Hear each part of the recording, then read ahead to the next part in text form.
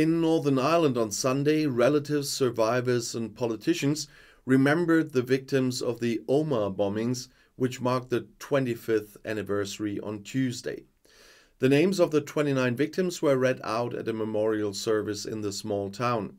In addition, 220 people were injured in the bloodiest bomb attack in the Northern Ireland conflict. There also was a private ceremony for the families of the victims on Tuesday. A splinter group of the underground organization IRA, the True IRA, which rejected the peace process, claimed responsibility for the attack. The 1998 attack came 4 months after the signing of the peace accord that would end 3 decades of violence between mostly Catholics and Protestants. Around 3,500 people were killed in the Northern Ireland conflict. The IRA fought for decades to unite Northern Ireland with the Republic of Ireland, but was abiding by a ceasefire at the time of the Omagh attack. After the bloody attack, a broad public backed the so-called Good Friday Agreement that had been reached between pro-British Unionists and pro-Irish nationalists. But the situation is now tense again.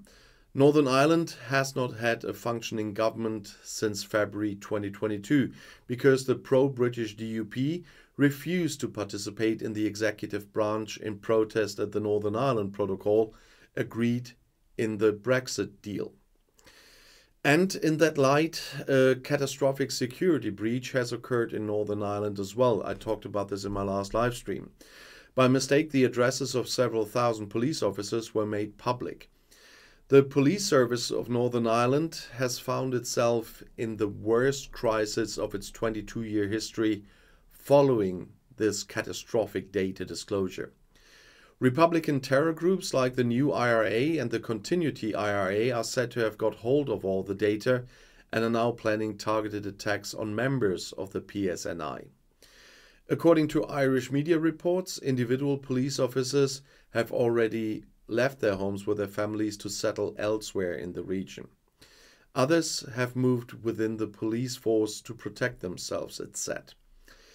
And meanwhile, the police headquarters is primarily trying to bring specialists from the PSNI to safety who work closely with the British Secret Service MI5 and for whom absolute anonymity has always been a prerequisite for their work. The police panic was sparked by a monumental mistake in which the names of all 10,000 Northern Ireland police officers and PSNI civilian staff, along with their ranks and duties, were posted online for a period of 2.5 hours, making them visible to all. After this huge mishap, Northern Ireland's Chief of Police, Simon Byrne, had to admit that as early as July, 200 to 300 names had fallen into the hands of unknown persons through the theft of documents from a police officer's private car. The belated statement only added to the horror and outrage felt by those affected, many of whom now believe they are in imminent danger. Byrne said he was deeply sorry that this had caused a serious breach of trust in the police force. In the worst-case scenario, terrorist group could now actually use the information to inflict serious harm on uniformed and non-uniformed PSNI operatives throughout the whole region. Its members were shocked and deeply saddened and ultimately angry, said Provincial Police Association Chairman Liam Kelly. Over the years, many officers have done everything possible to protect their identities and in some cases have not even admitted to friends and acquaintances that they belong to the police force. Another association spokesman, Andy George, reported that some colleagues had already been relocated to new apartments because there were fears for their safety in this new situation. The reason for the fears of Northern Ireland police officers is that they were always one of the main targets for terrorist attacks during the bloody Northern Irish unrest, the Troubles. Back when the police force was still called the Royal Ulster Constabulary and was almost entirely Protestant, the IRA considered it a hated representative of the Crown and therefore a legitimate target. The few Catholics who dared to join the RUC came under particular pressure as traitors. A total of 302 police officers were killed in connection with the troubles in the years after 1969. At that time, members of the police routinely began to check under the vehicle for bombs before setting out on a journey. They varied their routes and departure times, and even when they weren't on duty, they always looked around to see if anyone was following them. Many slept with guns under their pillows as well. In their circle of acquaintances, they often stated that they worked in some other profession. Uniforms were never hung on the clothesline. They went to trustworthy laundries to be cleaned.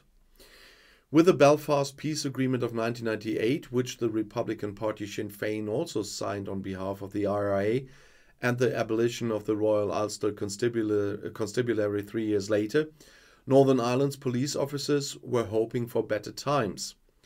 The more neutral police force in Northern Ireland, the PSNI, now employs almost 30% of Irish Catholics, and Sinn Féin fully accepted the police. But because several hundred Republican dissidents continued their armed campaign even after the major parties signed the peace, police officers of both denominations must continue to fear for their lives. Several officers have been killed or injured by gunshots or car bombs in recent years. In February this year, a gang ambushed Chief Inspector John Caldwell in the town of Omagh as he was playing football with a youth group. Caldwell narrowly escaped with his life and was hospitalized for weeks. And I just got a glimpse of what they must feel. I will never feel the whole extent of what they must feel, but I caught a minor glimpse because before everything was in effect, I was attending the Royal Air Force Academy in an exchange program from my Air Force Academy, and we were told not to wear even our uniforms on the outside, not on the way there, not on the way back, not when we are leaving the academy. And that was just exactly because of this. And even if my German uniform had nothing to do with the troubles, but still they might be mistaken because they are blue as well. And so we were told not to wear them. And if we as guests were already been told not to wear them, although we are from another country, I cannot even imagine how high the pressure is for the police in Northern Ireland there with regard to those splinter groups. If you want to know more about current UK politics or Brexit, the next video is here in the end screen. I'll see you there. I'll be back.